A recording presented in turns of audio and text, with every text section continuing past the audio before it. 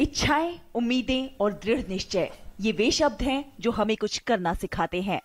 कुछ ऐसा करना जो बदलाव की बयार लाए और साथ ही औरों को भी आशा की किरण दे। जी हाँ, ये कहानी है गोविंद जायसवाल की। बनारस की सड़कों पर आते जाते लोगों को अपनी मंजिल तक पहुंचाने वाले एक रिक्शा चालक के पुत्र गोविंद, जो अब से कुछ साल पहले तक बनारस की तंग गलियों में एक 10x8 के किराए के कमरे में अपने पूरे परिवार के साथ रहने को मजबूर थे। संघर्षों भरी ये जिंदगी और इतनी विपरीत परिस्थितियां होते हुए भी गोविंद ने हार नहीं मानी और शुरू से पढ़ाई पर पूरा ध्यान दिया। अपनी पढ़ाई और किताबों का खर्चा निकालने के लिए उन्होंने कम उम्री में ही ट्यूशन पढ़ाना शुरू कर दिया। मेरे आईएएस बनने के पीछे सबसे बड़ा रीज़न यही था कि मेरे फादर रिक्शा चलाते थे।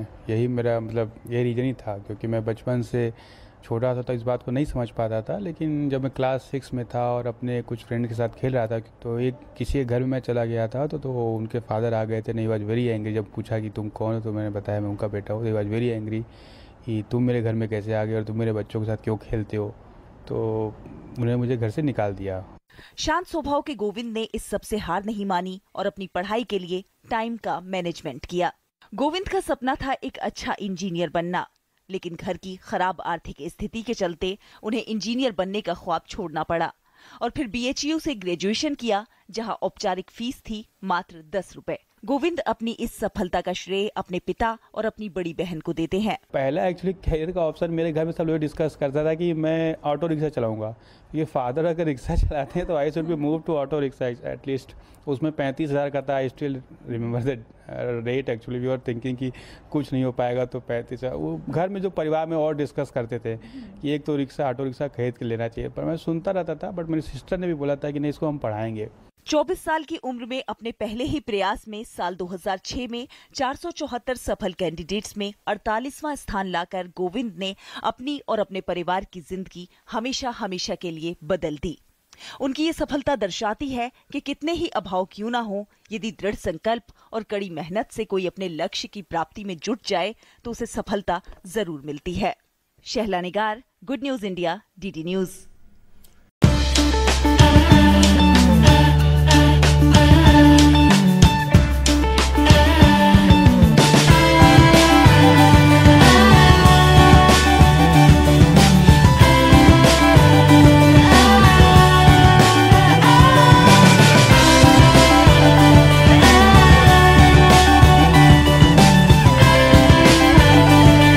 उससे हाथ मिलाना चाहता है, उसे अपना कहता है। एक दिन उन्हीं गलियों में गोविंद को दूसरे बच्चों के साथ खेलने से भी मना कर दिया गया था। जानते हैं क्यों? क्योंकि गोविंद एक रिक्शे वाले का बेटा है।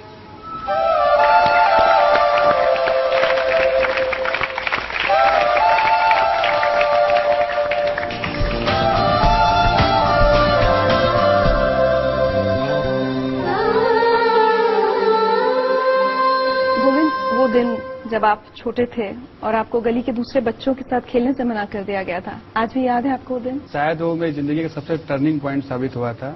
मेरे एरिया थोड़ा इंडस्ट्रियल एरिया है तो काफी अमीर अमीर लोग वहाँ घर हैं। तो मेरा फ्रेंड था, उसके साथ खेलते खेलते उसके घर में चला गया था।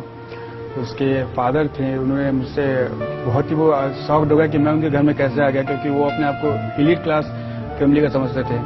तो उन्होंने मुझे घर से बाहर निकालते हुए कहा कि तुम्हारे जैसे परिवार के लड़कों को हमारे घर में आने की हिम्मत कैसे हुई। वो बात मुझे कई दिन तक समझ में नहीं आई, क्योंकि फिर मैंने अपने एक वरिष्ठ व्यक्ति से जो तैयारी कर रहे थे, एजुकेशन में काफी अच्छे थे, उनसे पूछा कि उन्होंने ये बात क्यों कहा। तो उन्होंने कहा कि तुम्हारे जो सामाजिक बैकग्राउंड है, तुम्हारे जो परिवार की बैकग्राउंड है, उसकी वजह से उन्होंने ऐसा कहा।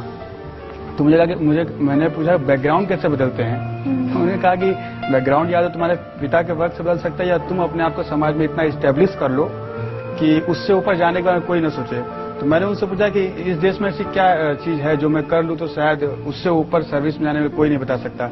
तो तैयारी में थे, उन्होंने बताया कि अगर तुम IAS बन जाओ, मजाक में ही उन्होंने बोला था, अगर तुम IAS बन जाओ तो इस देश में उससे ऊपर की जॉब कोई भी नहीं है। तो उसी दिन से मैंने सोचा था कि अच्छा मैं IAS ही बनूंगा, और उसका प्रतिफल था कि मैंने UPSC की परीक्षा पहले ही प्रयास में निकाली थी। 6th स्टैंडर्ड आप बता रहे हैं, तो शायद 12-13 साल की उम्र रही होगी आपकी। उस उम्र में आपको ये बात इतनी चुभ गई थी कि आप कहते हैं कि उसने आपकी जिंदगी की दिशा बदल दी थी? हाँ, क्योंकि उसी समय मैंने तय कर लिया था कि मुझे इस सेवा में जाना है। और इतना ज्यादा मैं कंसंट्रेट इसके बारे में था कि लोग 10th करते हैं 11th करते हैं तो सोचते हैं कि मैं इंजीनियर बनूंगा, डॉक्टर बनूंगा, उसके बाद वो लोग सोचते हैं कि मैं IAS बनूंगा। मैंने उसी समय सोच लिया था कि मैं IAS बनूंगा। घर के हालात कैसे थे? हालात खराब थे, लेकिन हम कंपेयर कभी नहीं करते थे कि हालात अच्छे क्या होते हैं, कि जिससे घर खर्चा पर डे 1000 वही अच्छा है, ऐसी कोई बात नहीं थी। लेकिन हाँ, प्रॉब्लम्स बहुत आती थी, खास करके कि हम लोग एक ही रूम में रहते थे, 5 लोग थे एक ही रूम में, मतलब खाना बनाना सभी काम एक ही रूम में होता था, तो माहौल बहुत ज्यादा टिपिकल था, इसकी वजह से प्रॉब्लम काफी आती थी। दूसरे बच्चों को देखकर कॉम्प्लेक्स भी होता था कि मैं इन जैसा क्यों नहीं हूँ, या मेरे पास इतनी फैसिलिटीज क्यों नहीं है?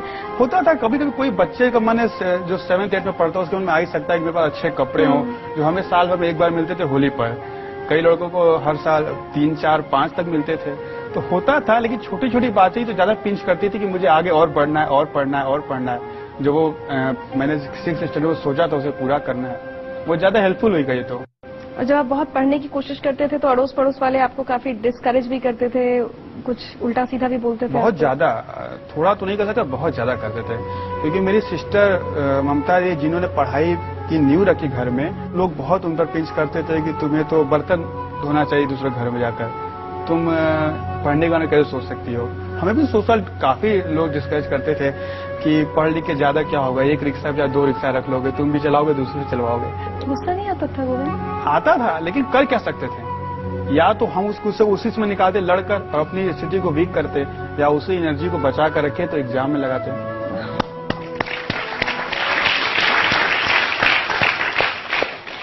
जिन गलियों में आपके बचपन में इतनी सारी परेशानियां हुई हैं, आपने लोगों के इतने ताने सुने, आपको पता ही होगा कि उन गलियों के लोग अब आज आप पर बहुत फख्र करते हैं।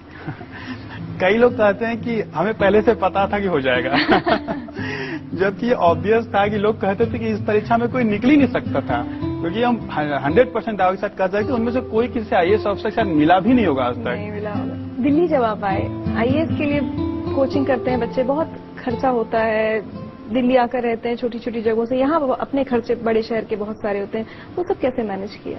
मेरे फादर के पास थोड़ी जमीन थी, उन्होंने उसको बेच दी स्टार्टिंग, लेकिन हम दिल्ली जाएं तो हमें स्टेब्लिश होने में या कुछ करने में कम से कम 1-2 महीने की जरूरत पड़ेगी, क्योंकि हम किसी को जानते नहीं थे यहाँ पर। सबसे छोटी छोटी गीता दीदी, उनकी इकोनॉमिक से थोड़ी ठीक थी, तो वो अपने ससुराल वालों से लड़के मेरी सपोर्ट करती थी, क्योंकि विश्वास तो किसी को नहीं था, केवल मेरी सिस्टर्स को छोड़कर। आपने बहुत खुद के लिए बहुत परेशानियां सही, टिफिन आप आधा खाते थे एक दिन में, हर चीज बहुत बचा बचा कर आप पैसे खर्च करते थे कि ज्यादा पैसा खर्च ना हो जाए। जो हमारी परेशानी थी कि हमने हाफ टिफिन किया, या एक बार तो था कि हम 150 रुपया महीना ही केवल बचा था, मतलब खाना के देने के बाद जो 2 टाइम हाफ खाते थे उसका 150 था, कि दोनों टाइम अब चाय भी हम संभव नहीं था कि पी पाए, क्योंकि दिल्ली में 4 रुपये का 1 कप चाय होता है, तो इतना भी मेरे पास नहीं था कि हम दोनों टाइम चाय पी पाते। लेकिन इससे क्या फर्क पड़ा, हम और मजबूत हुए उभरे ना, और हमारी परेशानी थी, हमने उसको सॉल्व करने की कोशिश किया। उसका फिजिकल प्रॉब्लम बहुत झेलना पड़ा, बहुत कमजोर हो गए, बहुत बीमारियां हो गई, बट मेंटल बहुत हम टफ हुए उससे। सुनवाते हैं आपको। मैंने उसको पहली बार देखा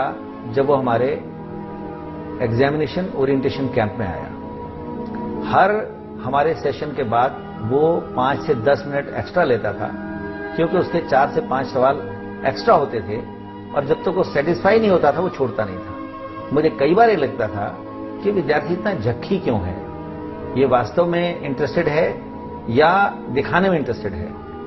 अब इसका अंदाजा लगाना उस समय कठिन था। मेरी उसके लिए बहुत बहुत शुभकामनाएं हैं।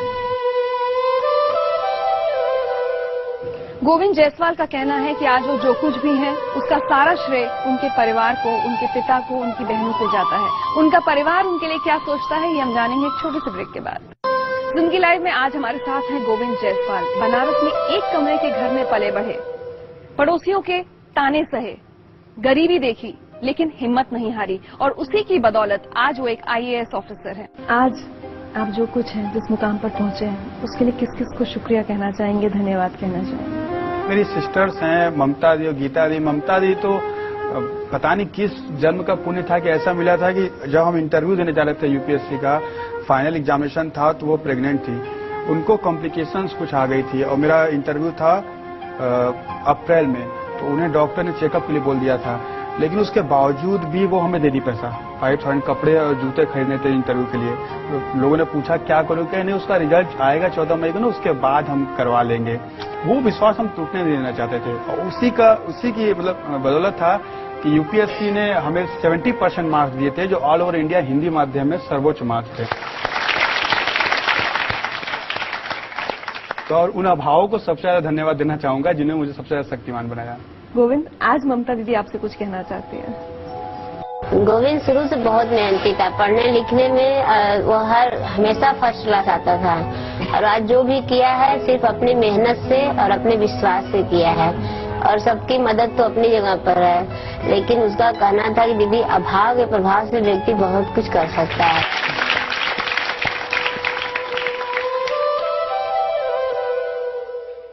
बहुत सी ऐसी बातें होंगी जिन्हें याद करके आज भी आंखों में आंसू आ जाते हैं। हाँ, अब जिंदगी ही अब चूंकि संघर्षपूर्ण रहती तो उसको देखकर आंसू तो आ ही जाते हैं, बट लगता है कि आदमी अगर प्रयास करे तो कोई चीज असंभव नहीं रह गई है। पिताजी ने जब रिक्शा बेचा, वो एक तो उनके अंदर बहुत बड़ी खासियत है कि वो बहुत सिंपल पर्सन है, और वो कभी भी हमको गाइडेंस नहीं दी, इसलिए क्योंकि वो कहते थे कि हमें जानकारी नहीं है और अपनी जानकारी को हम तुम पर इम्पोज नहीं करेंगे। तो कहते जितना हमसे मैक्सिमम हो पाएगा, क्योंकि उनको तो 4 साल से पैर में सेप्टिक हो गया था, तो वो चल नहीं पाते, तो उनके पास 3-4 रिक्शा थे जिसके बल पर वो किराए पर दे देते थे। लेकिन कभी कभी एक साथ में पैसे की जरूरत पड़ जाती थी, तो उन्होंने कहा कि क्या हुआ, जो चीज है तुम्हारे लिए तो है, चाहे किसी के पास 2 लाख 4 लाख रहता है, हमारे पास 2-3 रिक्शा है, तुम्हारा ही है, तो उसको भेज देते हैं।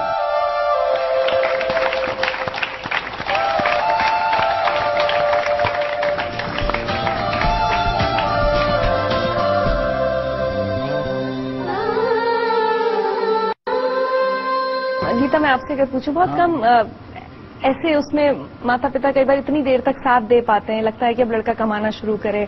आप लोगों को कभी लगा कि आपके पिता ने बहुत ज्यादा साथ दिया आप लोगों का?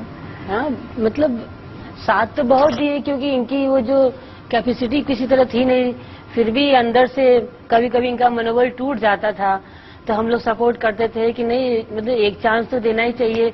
आप बहुत होशियार थे, आपने बहुत मेहनत की थी, तबीयत अपनी खराब कर ली थी, सब कुछ किया था, लेकिन आज भी ये ख्याल आकर रूह कांपती होगी कि अगर सिलेक्शन नहीं होता तो उस दिन क्या होता। 14 मई को आपका रिजल्ट आया। सच पूछे तो हम इसका आंसर दे रहे हैं, गोविंद का तो कुछ होता नहीं, लेकिन न जाने कितने लोग मर गए होते, मर जाते थे, बता रहे हैं।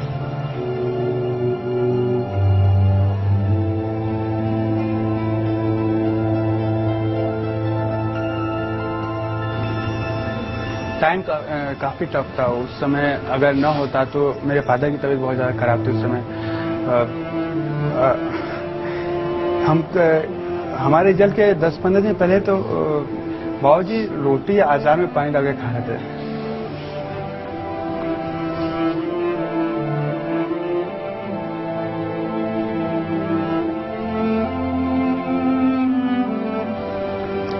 तो ऐसे सोचे कभी नहीं, बट न होता तो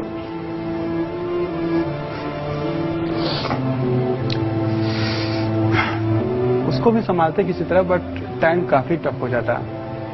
उतना झेलने की क्षमता थी कि नहीं। हम तो ना सोच के तो हम सोचते पैरालाइज हो जाता हमको, केवल हम नहीं सोचे, इसलिए हमेशा सोचते थे होगा होगा, क्योंकि हमको निश्चित हम ना सोच के ही हमको अटैक आ जाता।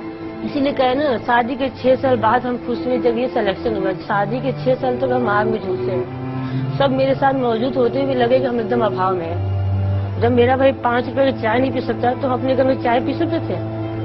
सुबह हो इसके नाम से, रात हो इसके नाम से। सब अभाव एक साथ फिर आ जाए, इन लोग रहें, हम इन लोग को चूज कर लेंगे, अभाव को भी साथ ले लेंगे, लेकिन इन लोग को हम नहीं छोड़ सकते। इन लोग से हमारे इसमें बहुत है। और गोविंद, मैं आपको बताऊं, जिंदगी लाइव आपसे आज क्या चाहता है। हम चाहते हैं कि आप अपनी कहानी लिखें, वो सब कुछ लिखें जो आपने देखा है, आपने सहा है, और ऐसी कहानी लिखें जिससे देश के ढेर सारे बच्चे जिन्हें बहुत सारी चीजें नहीं, बहुत सारे सुख नहीं मिल पाते हैं, वो आपसे सीख ले सकें। और इसके लिए हम आपके लिए एक छोटा सा तोहफा लाए।